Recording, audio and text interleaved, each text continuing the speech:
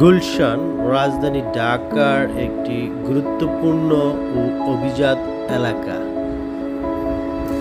এই এলাকাটি রাজধানীর অভিজাত লোকদের আবাসনের কথা চিন্তা করে সুপরিকল্পিতভাবে গড়ে উঠেছিল রাজুকের তত্ত্বাবধানে।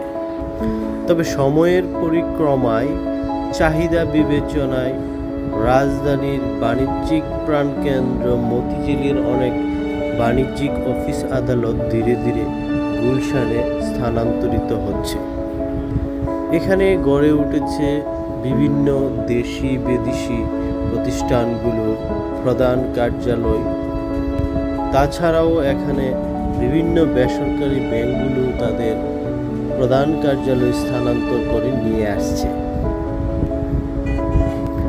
গুলশানে রয়েছে বিভিন্ন আন্তর্জাতিক মানের 5 স্টার হোটেল। এই এলাকাটির সুপরিকল্পনা এবং অত্যাধুনিক আকাশচুম্বী ভবনগুলো যে কারো দৃষ্টি কাড়ে।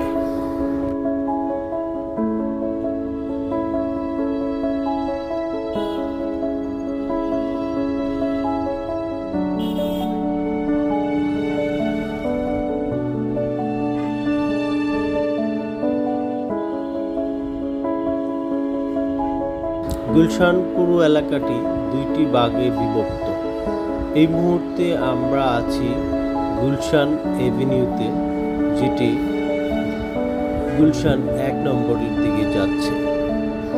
বিশেষ করে গুলশান 1 নম্বরে বিভিন্ন বাণিজ্যিক প্রতিষ্ঠানগুলো গড়ে উঠেছে এবং বাণিজ্যিক বিবেচনায় গুলশান এভিনিউ 1ই সবচেয়ে বেশি জনবহুল ও জনপ্রিয়।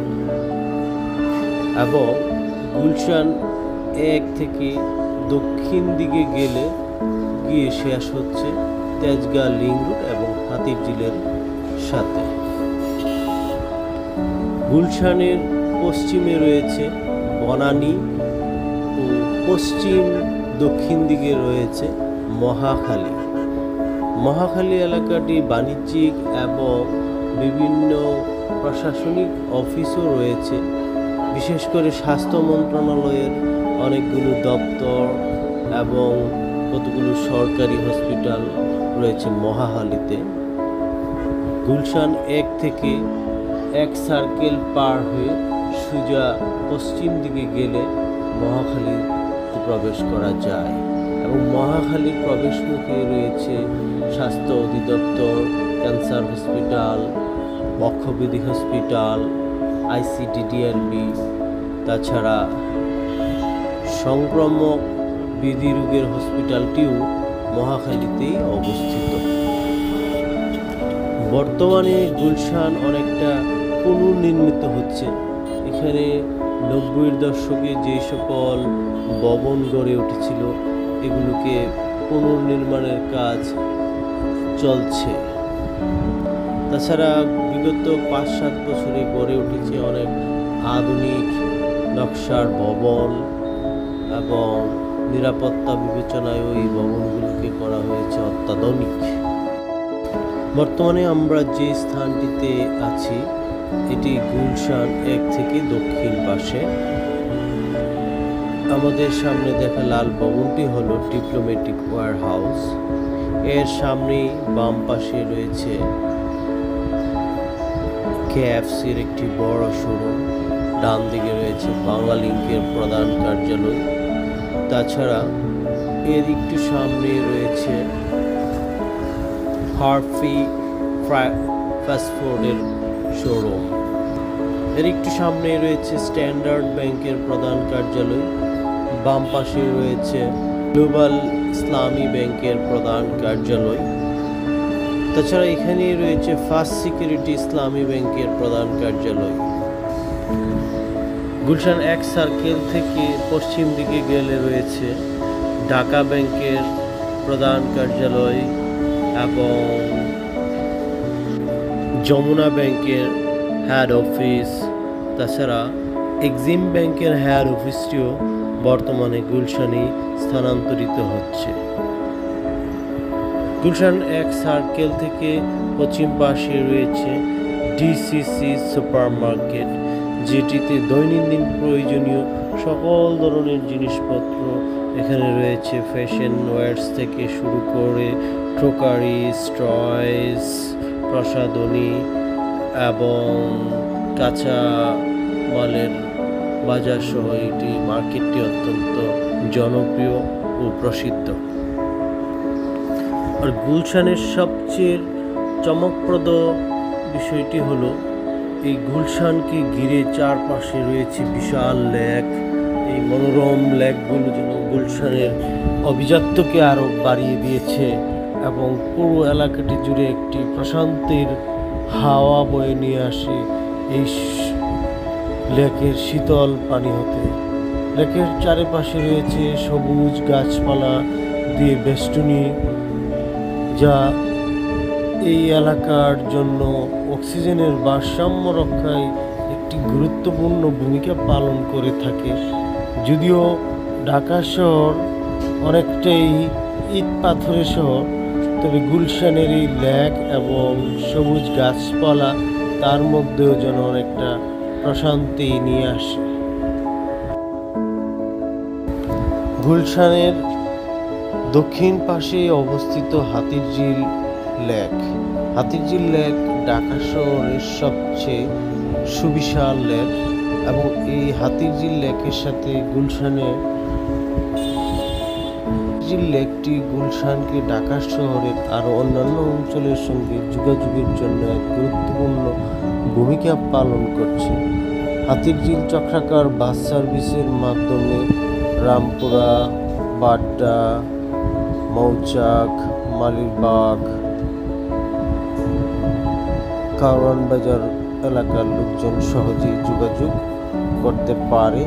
তাছাড়াও হাতিরঝিল লেকের মাধ্যমে রয়েছে ওয়াটার ট্যাক্সি। এই ওয়াটার ট্যাক্সির মাধ্যমে বাড্ডা, রামপুরা, বনশ্রী, উলন, মগবাজার, কারওয়ান বাজার এলাকার লোকজন সহজেই গুলশানে চলে আসতে পারেন, যা মানুষকে ঢাকার যানজটের কবল থেকে রক্ষা করছে।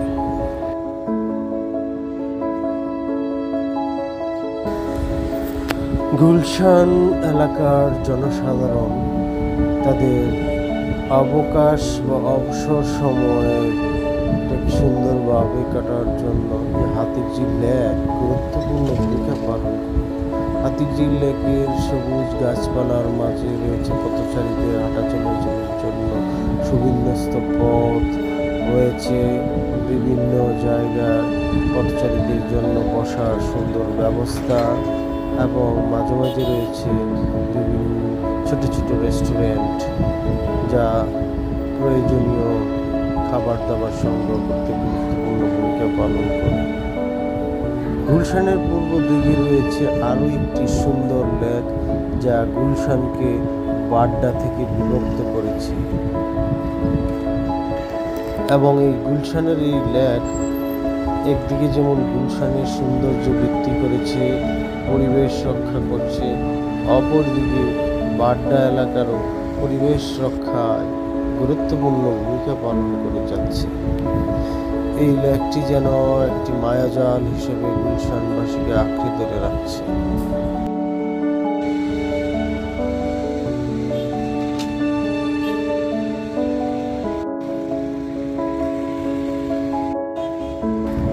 আমাদের সামনে লেকের অপর পাশে যে এলাকাটি দেখা যাচ্ছে ওটি হলো মগবাজার এলাকা। এই এলাকার লোকজনও খুব দ্রুত গুলশানের সঙ্গে যোগাযোগ করতে পারে হাতিরঝিল চক্রাকার বাস সার্ভিস ও ওয়াটার ট্যাক্সির মাধ্যমে। এটি হলো সেই গুলশান বাড্ডা লেক, যা গুলশান ও বাড্ডাকে বিভক্ত করেছে এই লেকটি। এই লেকের গাছপালাগুলো দুই এলাকারই ঘরবাড়িগুলোর মধ্যে রয়েছে এক আভিজাত্যের ছোঁয়া, পাশাপাশি প্রশান্তি বিরাজ করে এই সবুজ গাছপালা।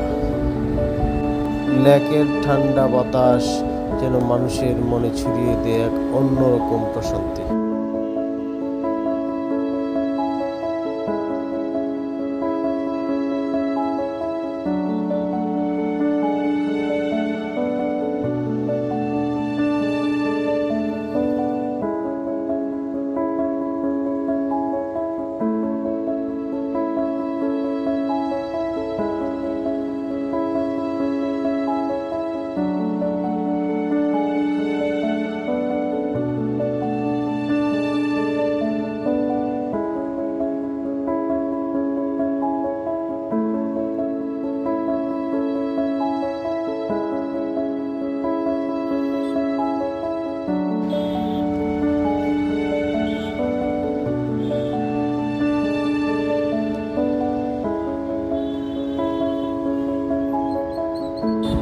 এটি হলো হাতিরঝিলে অবস্থিত গুলশান সংলগ্ন হাতিরঝিল পার্ক।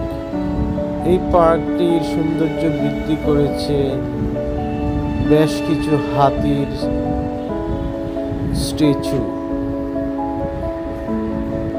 এখানে রয়েছে সুন্দর বসার জায়গা ও খাবারের দোকান, যেখানে বিকালবেলায় শিশু থেকে শুরু করে বয়স্করাও সময় কাটাতে পারেন অত্যন্ত সুন্দরভাবে।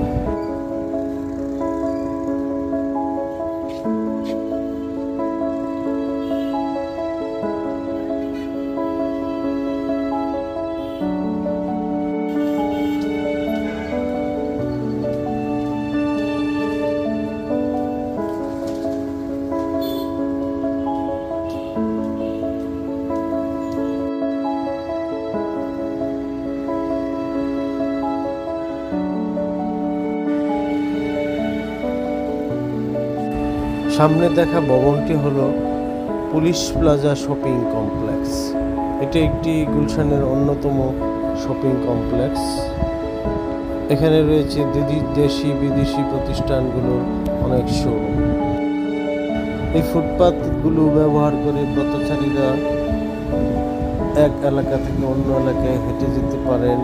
যারা একটু ব্যায়াম করার অভ্যাস রয়েছেন তারা খুব সহজেই পথগুলো দিয়ে হাঁটা চলাচল দৌড়াদৌড়ি করতে পারেন। সবুজ গাছপালায় বেড়ায় ফুটপাথগুলো অন্যরকম পরিবেশ তৈরি করেছে।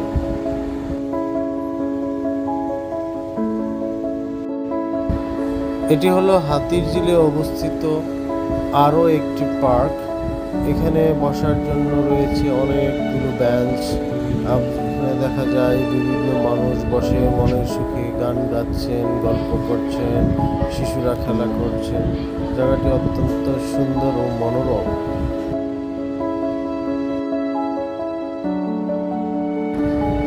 এই ওয়াকিং ব্রিজটির নিচে রয়েছে একটি সুন্দর রেস্টুরেন্ট, যেখানে রয়েছে খুব ভালো মানের জুস সহ অনেক ফাস্ট ফুড। পাশেই রয়েছে একটি গার্ডেন রেস্টুরেন্ট।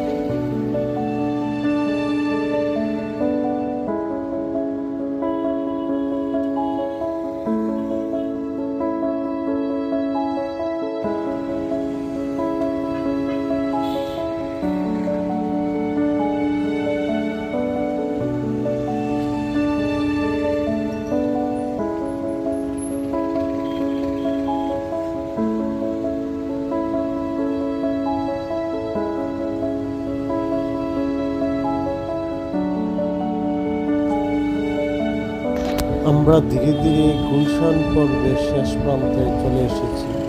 আমরা যে জায়গাটিতে অবস্থান করছি এটি হলো হাতিরঝিল লেকের রামপুরা ব্রিজ এলাকা।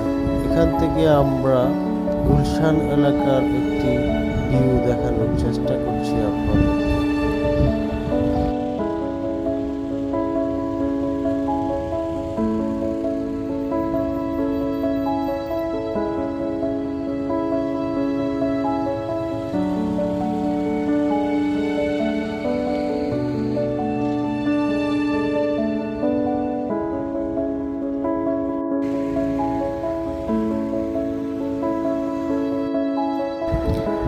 এই দৃশ্যে যে দুইটি এলাকা দেখা যাচ্ছে, একটি হলো বনশ্রী এলাকা, অন্যটি হলো আফতাবনগরে অবস্থিত ইস্ট ওয়েস্ট ইউনিভার্সিটি, যা গুলশানের খুব সন্নিকটেই অবস্থিত।